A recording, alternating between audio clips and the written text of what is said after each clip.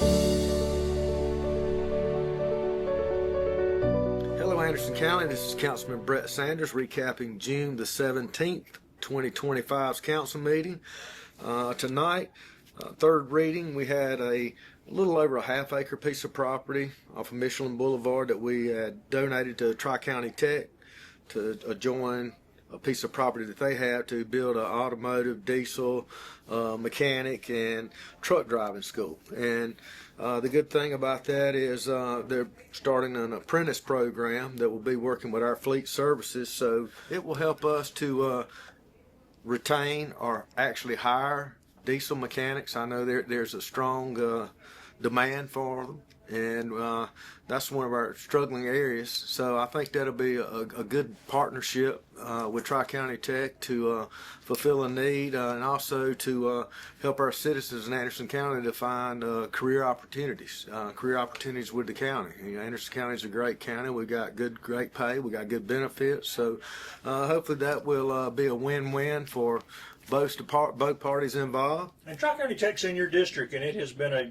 boom for Anderson County over the years. Tri-County Tech is, a lot of people don't realize or understand that as companies look at Anderson County to expand or to move or build companies here in our area, one of the first thing is our area, and recreation is very high on their list, which I wouldn't have thought that, but recreation and things for their families to do.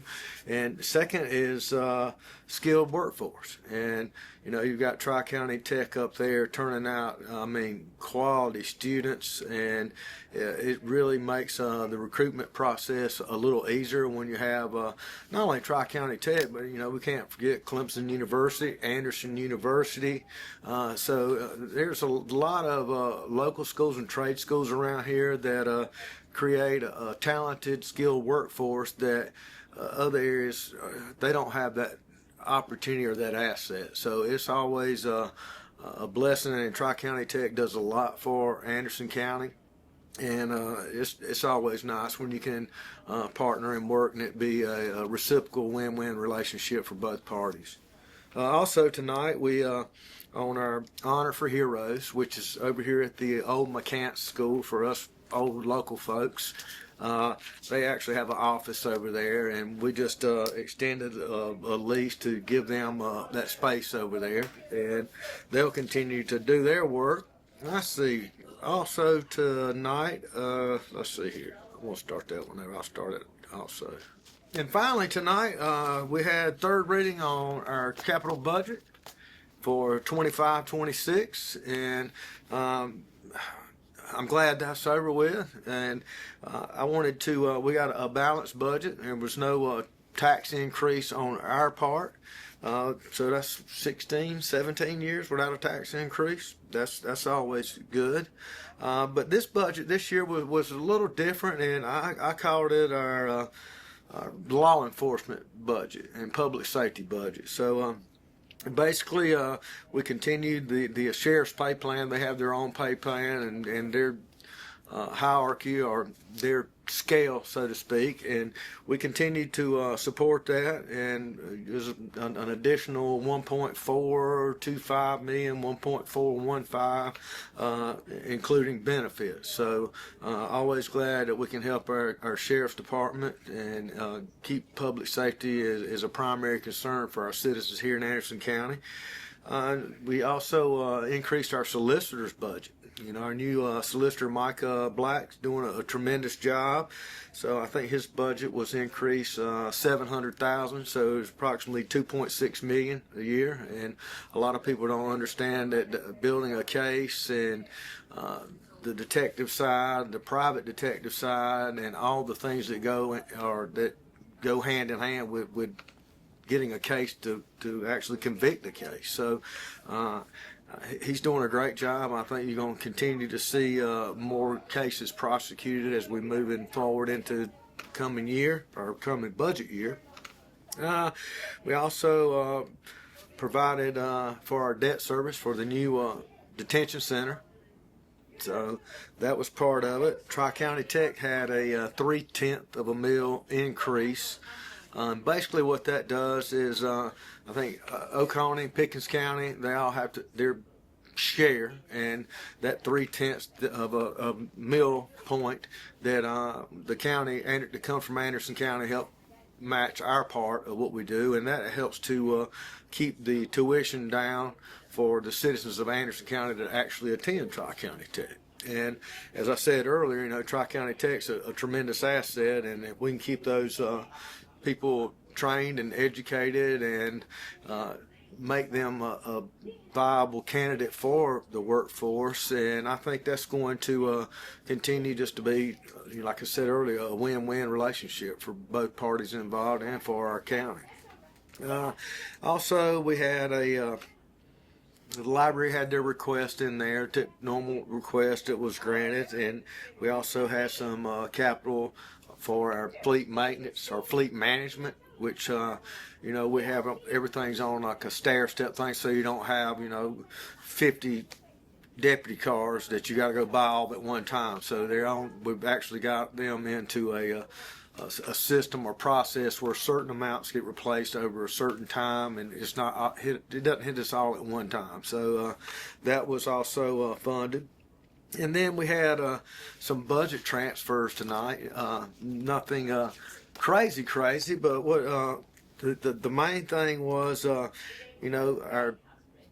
population in our jail. I think we had over 526 inmates in our jail, and I think a lot of people don't understand that the food costs increase, and there was like $125,000 transfer to get us through the end of the fiscal year, and that's basically we budget $64,200 on food, and I think it ended up being here now we're at over $75,200 a month just to provide meals, and a lot of that was inflationary costs plus the increase in the number of inmates.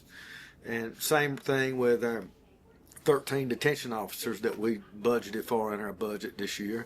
And it's not something where you go, we'll hire X number and that'll be fine. No, it is it's based on the population of the people that you have in the jail, and the state comes in and they audit and they determine how many officers you have to have. And I'll give Officer or Captain Baker credit.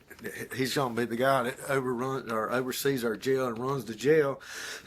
Excuse me. He sat down and met with the state, and based on the layout of our new jail system, we were able to decrease the number that the state was actually mandating us to have. So I want to thank Officer Baker for the good job he done. I'm glad that instead of sitting back and just taking what they sent in, we actually sat down and presented our argument and showed how it's different from the old setup. So that pretty much sums up what we had, and we've had a good year here in Anderson County, a good fiscal year.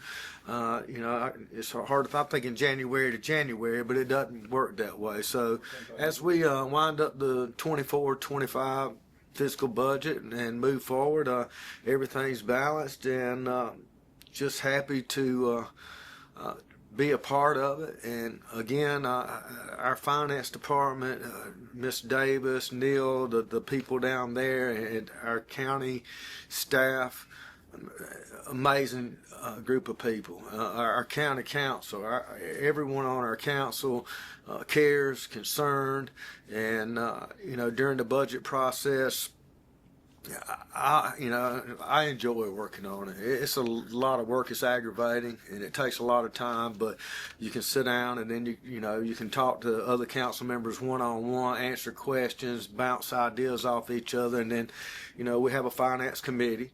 But I tend to look at it from I want everyone's input, not just the finance committee, and then we share what we think's best. We sit down and I talk with each council member, talk with the staff, talk to department heads, and you come up with a plan. No budget's perfect, but you come up with a budget that everyone can live with and everyone can work under. And I'm just blessed that we have a council like we have, and the employees and staff that Anderson County has. And as a citizen of Anderson County, I'm proud of what we have in place here. And whether I was here or not, a lot of times when you're not in the day-to-day, and I was that way, I tend to get a little vocal at times about certain things, but once you're actually here in the day-to-day, and all the information is available online. You can get everything on our budget, you can receive. But once you actually sit in there and you go through it line by line, and certain things that you think, well, this is what I can cut out and do, and then you realize, oh, that's mandated by the state. You can't do this. You can't touch that money here. You have to have X number of months in reserve. So it's very educational. And I like learning new things, and it's been a very eye-opening process. Every year it is. And again, I'm happy to be a part of it, and blessed to be an Andersonian. Thank you.